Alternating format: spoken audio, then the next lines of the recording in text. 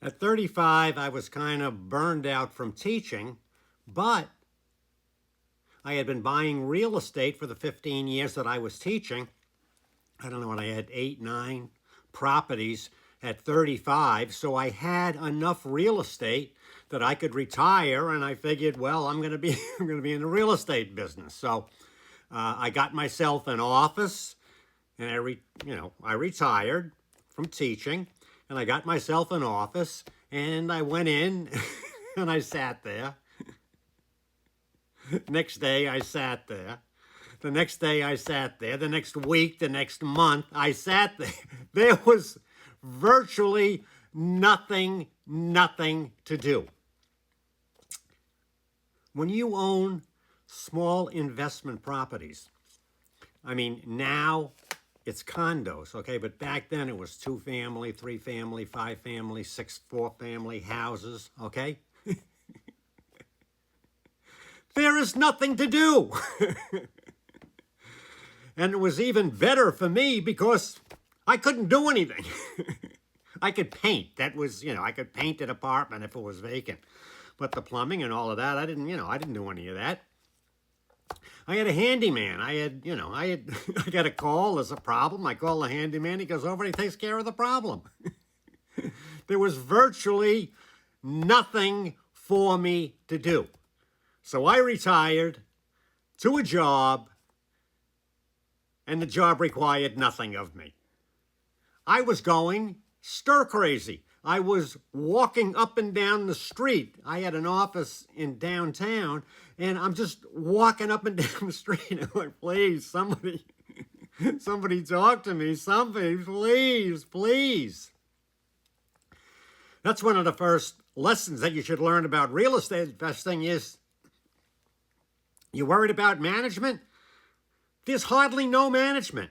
I mean, most people treat your rentals as what they are, their home, and they respect their home, okay? They're not trashing their home. They're not doing anything else. They're living in their home, and, if they have a sense of pride, most people, make the bed, take out the trash, they're good, normal people. Those are your tenants. They're not causing problems. And as I said, if there were these little problems, if the handyman come over and they take care of it, if it was a big problem, I'd call a plumber early. There was nothing to do. So, what could I do except get myself in trouble? And that is, I didn't even need more real estate than I already had, okay? But I had hubris at this point in thinking how much fucking smarter I was than everybody else. What? I mean, there aren't many people who are 35 and retired. So, I was kind of thinking a lot of myself. And, so what did I start doing? I started doing something very stupid. I started selling the properties that I had. I had to do something. So I was like looking for new properties. And I said, well, I'll get this property and I'll sell this one and I'll do this.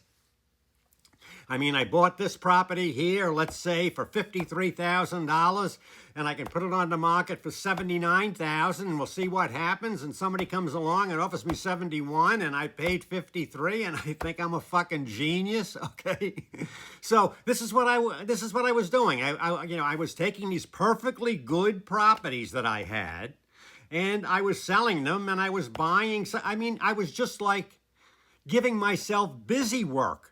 This was stupid.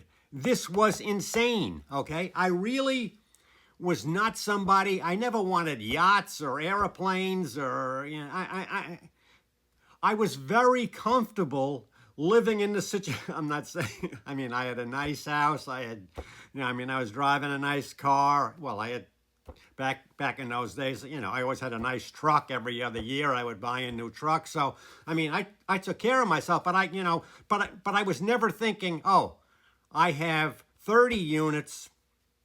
I should have 300 units. So let me keep adding on to this portfolio because,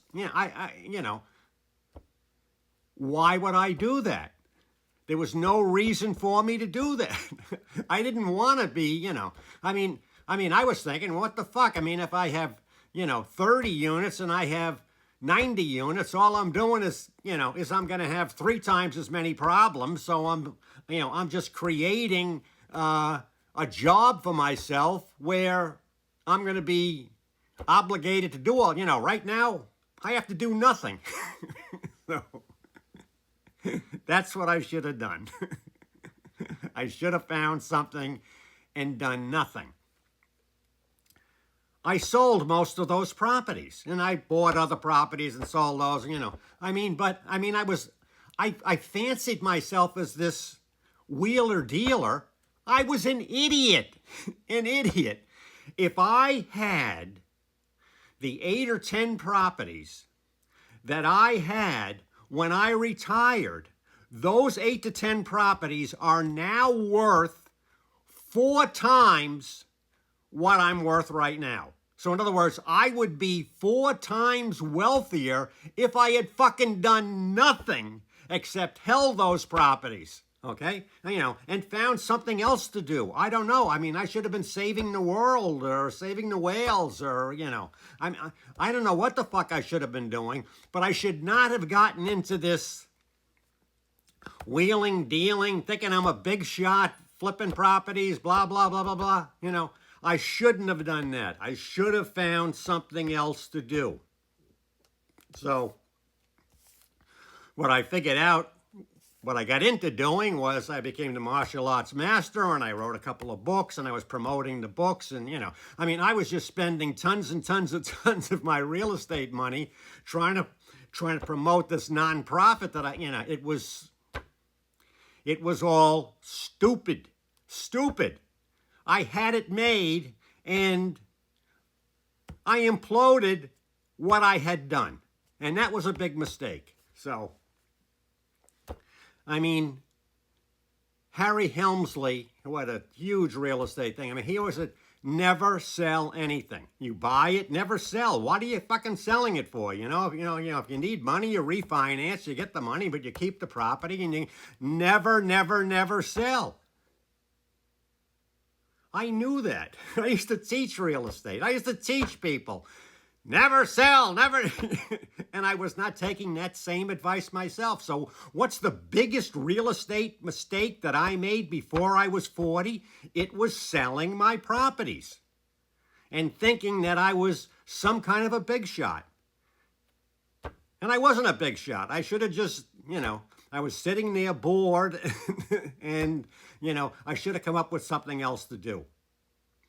This is the Bill FitzPatrick Network. I'm reminiscing about all of the good and the bad things that I've done in my 80 years. And, I hope you're interested in this. I hope maybe some of the advice clicks and it helps you. So subscribe and see you next time.